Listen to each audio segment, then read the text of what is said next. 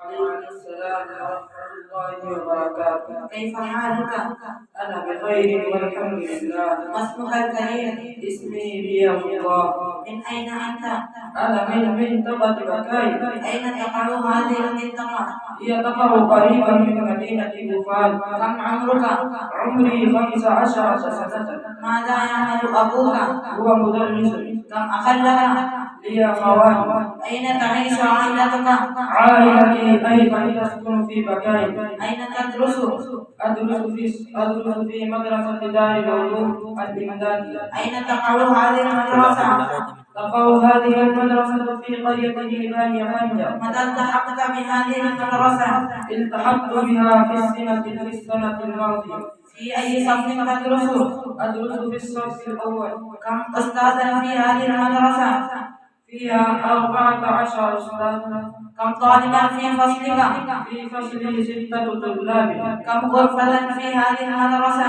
فيها غرف كثيرة وفيها مطعم ومطبخ وملعب. هل توجد مكتبة في هذه المدرسة؟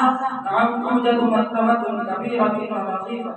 متى تذهب إلى المدرسة ومتى ترجع منها؟ أنا أسكن في مهجر المدرسة. ماذا تتعلم في المدرسة؟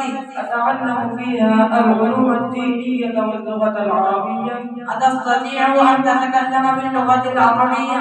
نعم، أنا أستطيع والحمد لله. متى تنام ليلا في المدرسة؟ أنام الساعة 10:30 عادة، وقد أنام مبكرا أو متأخرا. هل هناك وقت مقرر للنوم من قبل المدرسة؟ نعم، الوقت المقرر للنوم الساعة 10:30. من المشرف على تعليم الطلبة؟ الشيخ الحافظ محمد يونس حفظه الله ورعاه هو المشرف على تعليم الطلبة. متى يستيقظ الطلبة صباحا؟ يستيقظون قبل الفجر بنصف ساعة تقريبا. متى تقام صلاة الفجر؟ تقام صلاة الفجر الساعة 6:30. من يصلي بكم صلاة الفجر؟ الطلاب لقسم اللغة العربية يصلون بنا صلاة الفجر. ماذا عملكم بعد صلاة الفجر؟ بعد الفجر مباشرة نتلو سورة ياسين. متى تتناولون الفطور والغداء؟ أما الفطور فنتناوله الساعة 7:30، وأما الغداء في الساعة 11:30. متى تبدأ دروسك؟ تبدأ الدروس من 7:30. هل غبت عن دروسك قط؟